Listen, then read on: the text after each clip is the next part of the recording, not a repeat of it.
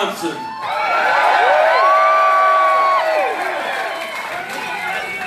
Welcome to Wisconsin! Let me begin by acknowledging the great union whose hall we are in today.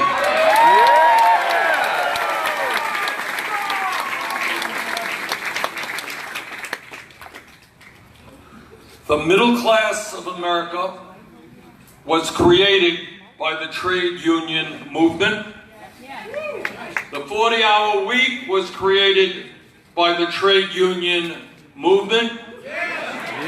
Dignity on the job was created by the trade union movement. And together we are going to revitalize the trade union movement. Because when we grow the trade union movement, we grow the middle class, and we bring power back to working people and not just the billionaire class.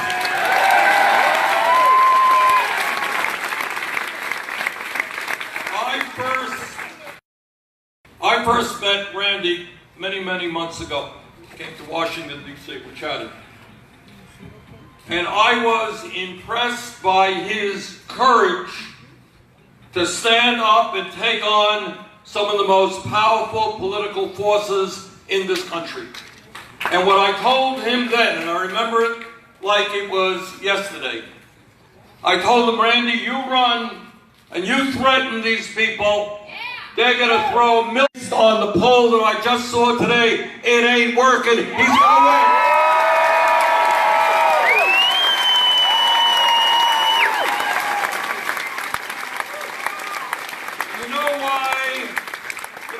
Guys do ugly 30-second ads. They do ugly ads because they have nothing to say positive. Because if it is a debate about the real issues facing working families, they got nothing to say. Now, I haven't been in this district in a while, but let me make a guess. And the guess is that Mr. Style has not run a 30-second ad in which he said, vote for me, and I'm going to cut your Social Security. Maybe I missed it, but I bet he didn't run that ad. And I bet he didn't run an ad which said, vote for me, so I can give massive tax breaks to billionaires and large corporations. That he didn't run that ad as well. So what they do is when they got nothing to say about the pain and the real issues of working families, they got to lie and they got to attack and attack and attack. That's one thing they do. And the other thing that they're doing all over this country now, and have done in Wisconsin for a long time, is suppress the vote. Randy wants, I want, and Eternal wants, we want more people to participate. They want fewer people to participate. So Randy, I want to just thank you for the great campaign that you are running, and I look forward to working with you in Congress.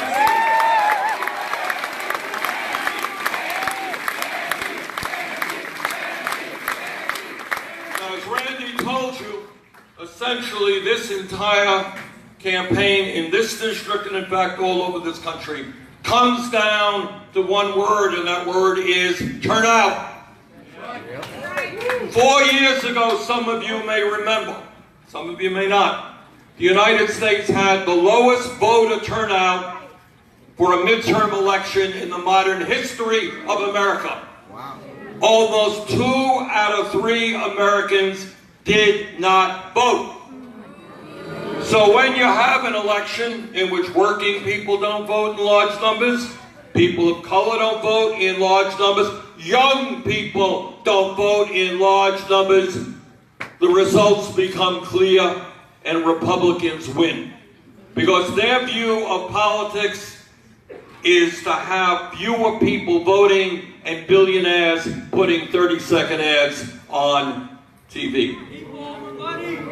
In 2014, We had the lowest voter turnout in modern American history. In 2018, with your help, we're going to have the highest voter turnout in elected.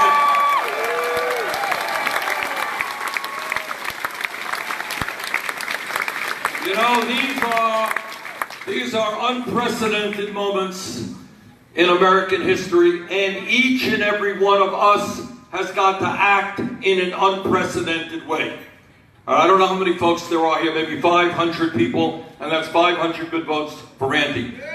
But, if each one of the people in this room goes out and gets your co-workers, and get your family members, and get your neighbors to vote, if you take 3 of your acquaintances to the polls with you, that 500 votes becomes 2,000 votes, and that is what we've got to do. You don't have to wait until November 6th. Take them, that's right, take them to the polls now. Tell them if you take them to the polls, you're going to cook them a nice dinner tonight. How's that? Take back the house! And let me also say a word about voting. And I don't mean to be ultra-patriotic. But here is the truth. Here is the truth. We have, as all of you know, seen millions of Americans fight and sometimes die to defend the American way of life. And what the American way of life is that ordinary people, not kings, not czars, not billionaires, but ordinary people have a right to determine the future of the nation.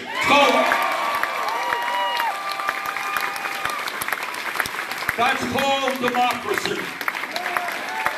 And if people can fight and die for American democracy, we can go out and vote and play an active role in this.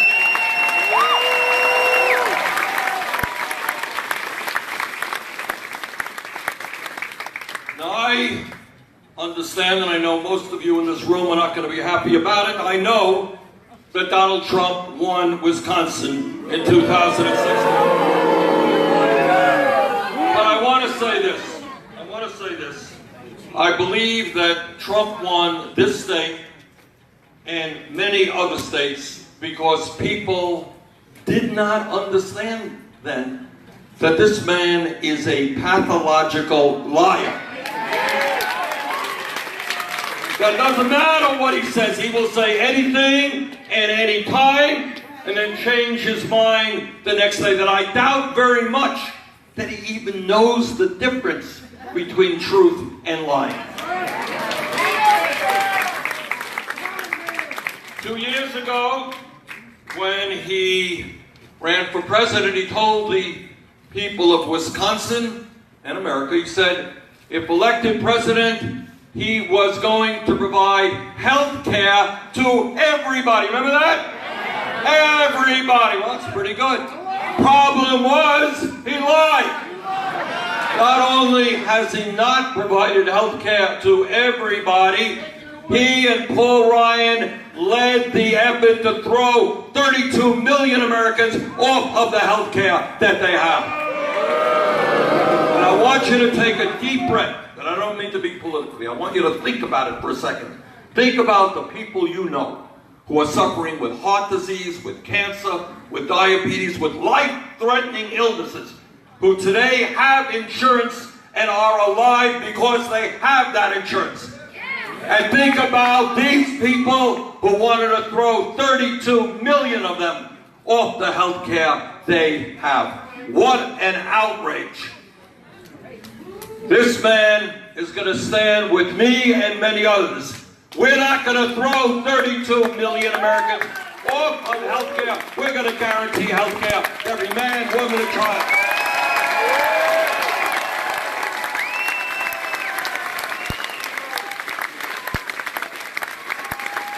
When Trump ran for president, he said he was going to take on the pharmaceutical industry. Oh man, did he take them on? Prices for the prescription drugs we use have soared in the last 2 years. Got diabetes? Think about the price of insulin. All right, millions and millions of people cannot afford the medicine that they desperately need. Trump said he would take on the drug companies, and he lied. Trump went before the American people, and he went before the people of Wisconsin, and I understand why people would vote for him if you believe them. He said, this is what he said. He said, I, Donald Trump, I'm a different type of Republican. You remember that? Yeah. He said, this is what he said, I am not like Paul Ryan. Not Paul Ryan.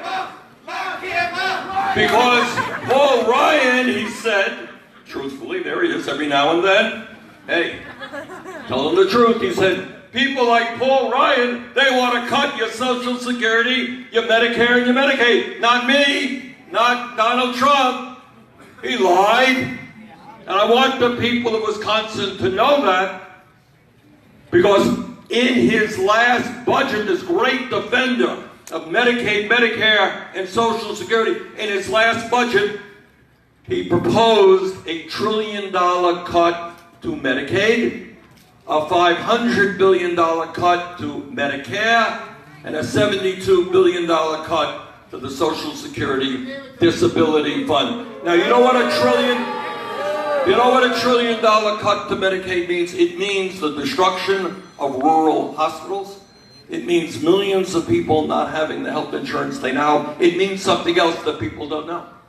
And that is that all over this country, in this district, in Vermont, if your parents are old and they have a serious illness and they end up in a nursing home, and the cost of that nursing home is somewhere around $90,000 a year, in more cases than not, it is Medicaid that is paying that bill. And I want the people of Wisconsin to understand what it would mean if we cut Medicaid by $1 trillion and the middle class and working class of this country had to pick up a $90,000 a year nursing home bill. Think about that. Furthermore, Trump told the American people just recently, in fact, I think the other week, he said, you know what? We don't really know the causes of climate change. People disagree. A lie. We do know the causes of climate change. And we know that it is man-made, we know that it is real, and we know that it is causing devastating problems all over the world. And what we also know is that Trump and his friends in the oil companies are more interested in short-term profits than the future of this planet that we're going to leave to our kids and our grandchildren. Trump, during his campaign, you may remember his ads, Trump said, I'm going to take on the establishment. Really? Oh my goodness, he really took them on by appointing more billionaires to his administration than any president in history. He took them on by giving them huge tax breaks. He took them on by deregulating Wall Street again and laying the groundwork for another Wall Street crash that those folks would like to have you pay for. Lock him up! Lock him up! And Donald Trump tells us he is a tough guy, and he is prepared as this tough guy to tear little babies from the arms of their mothers at the southern border. That's how tough he is. But when it came to standing up to Vladimir Putin, oh, he crumbled. Putin said that Russia did not get involved in our elections. Every intelligence agency says otherwise. And who does Trump believe? Vladimir Putin. Trump is a very tough guy, He is prepared to throw little children off of Medicaid. He's prepared to cut nutrition programs for low-income moms. That's how tough he is. But when it comes to standing up to the dictatorship in Saudi Arabia and holding them responsible for the murder of a dissident journalist, not so tough. And I find it very peculiar indeed that Trump seems to gravitate to all of these dictators all over the world. The guy in Saudi Arabia, Putin, Kim Jong-un in North Korea.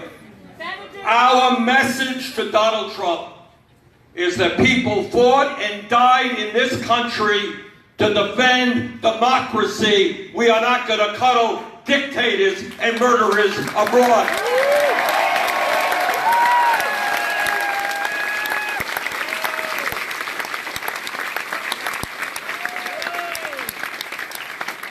On a personal note, I want to thank the people of Wisconsin for the strong support you gave me when I ran for president.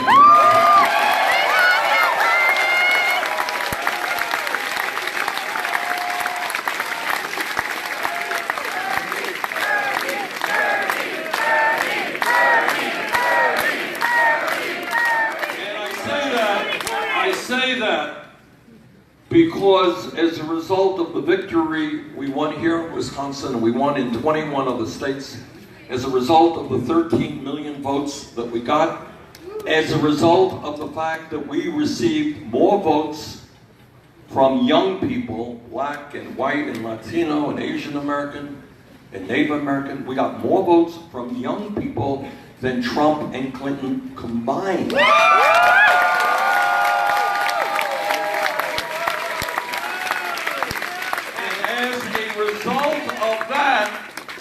As Randy just mentioned, many of the ideas that we raised, which were then considered to be radical and extreme, well, you know what? Because we stood together fighting for justice, those ideas are not radical anymore. They're supported by the vast majority of the American people.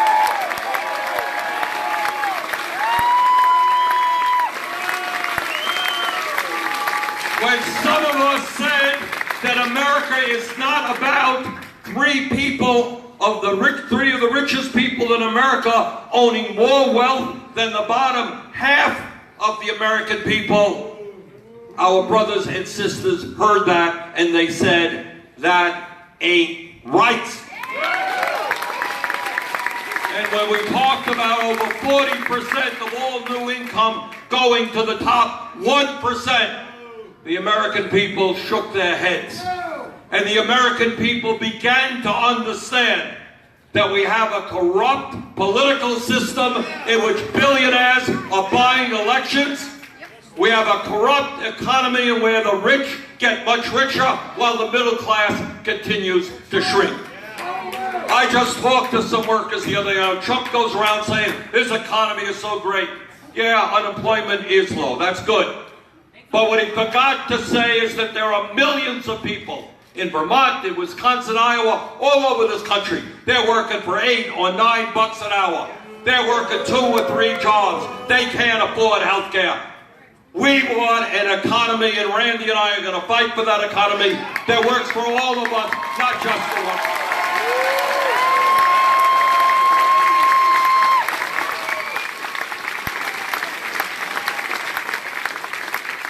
And when we talk about an economy that works for everybody, we understand that if you work 40 hours a week in the United States of America, you should not be living in poverty. Yesterday I talked to a single mom. Single mom worked for 7 years in Iowa for $7.25 an hour. She's now up to $8 an hour. That's nonsense. That's absurd. That's bullshit. We are going to raise the minimum wage to a living wage, $15.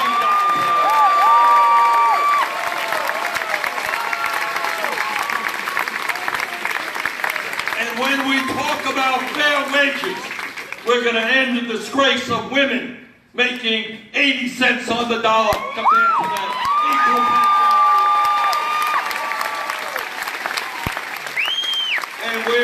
also going to fight to make certain that it is women who control their own bodies, not the federal government.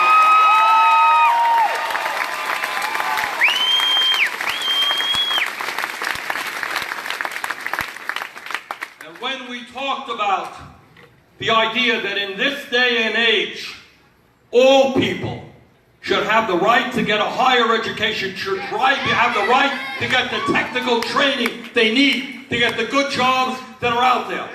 That in the year 2018, we're going to make public colleges and universities tuition free. And we're going to lower the outrageous level of student debt in this country. People in America, and I talk to them all over this country, they got debts of $50,000, $100,000. They're carrying that debt for decades. It should not be a crime to get a higher education. You should not have to suffer with that level of student debt. We're going to substantially lower student debt in America.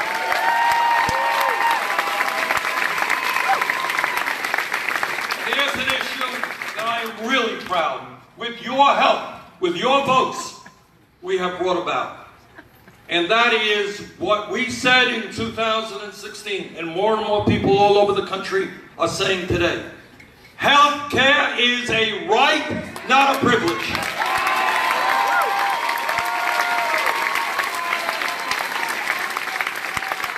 And for years, people wanted to tinker around the edges, fine. But what the American people know is there is something fundamentally wrong when we have 30 million people today with no health insurance. We have even more, including many of you who are underinsured with high deductibles and high co-payments. There is something wrong when we pay the highest prices in the world for prescription drugs. And what the American people are saying is we got a good program in this country for the elderly. It's called Medicare. Let's expand it to everybody. Medicare for all. Single payer program.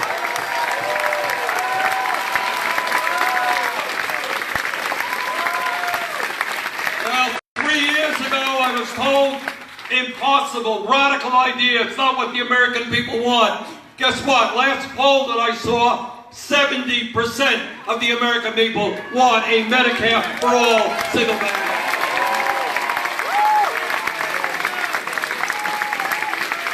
And the American people are looking around them. This is the wealthiest country in the history of the world. And they're looking around them and they're seeing our infrastructure collapsing right before our eyes. Our roads and our bridges and our airports and our rail system and our water system. It is not a radical idea to say that in the United States of America, if you turn on your water faucet in Flint, Michigan, or any place else, you should not be poisoned. We can create millions of good-paying union jobs when we begin to rebuild this crumbling infrastructure. American people know that we have a broken criminal justice system, that the war on drugs has failed and ruined many lives. And all over this country, we're seeing states decriminalize marijuana or, in fact, make it legal. We're seeing states move forward and say it doesn't make any sense that we're locking up people simply because they are poor and they cannot afford cash bail. That's wrong. And people are understanding that instead of locking up 2 million Americans, and that's more than any other country on earth, that maybe, just maybe, it makes sense to invest in jobs and education and not jails and incarceration.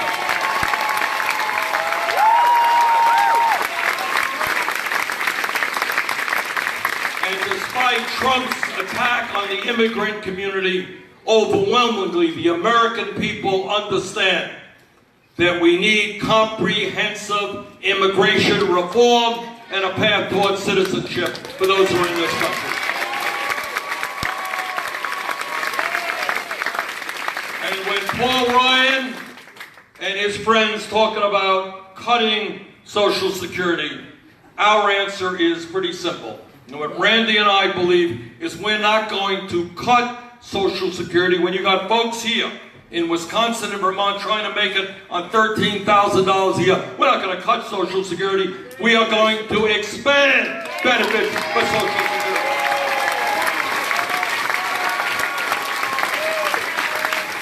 And when people say, how are you going to pay for all of this stuff? I will tell you how we're going to pay for it. In the midst of massive income and wealth inequality, when you got the richest people becoming much richer, you know what we're going to do? We're not going to give them tax breaks. They're going to start paying their fair share of taxes.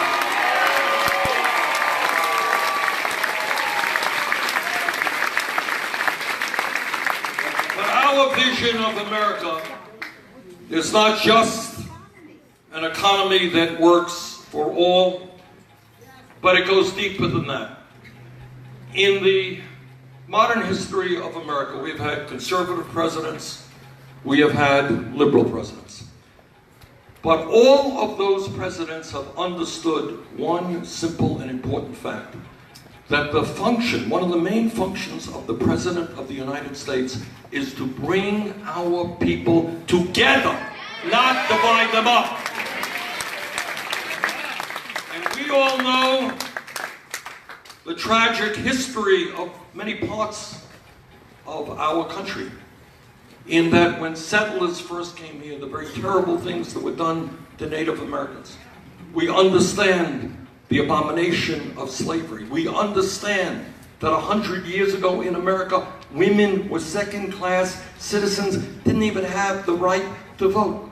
We understood that our gay brothers and sisters were forced not to talk about or be open about their sexuality.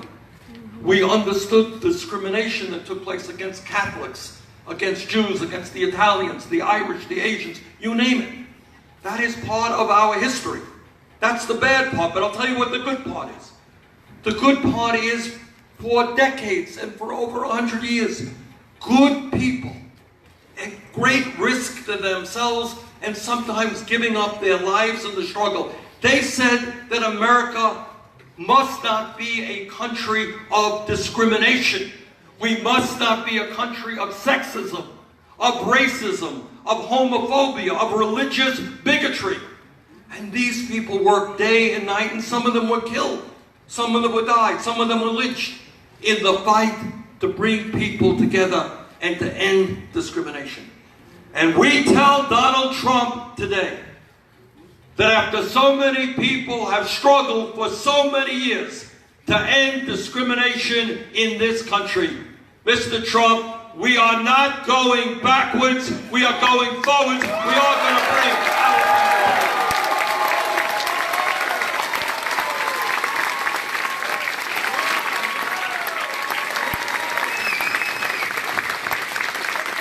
I know that it is a worn-out and hackneyed expression to say that the coming election is the most important in our lifetime, but I sincerely believe that.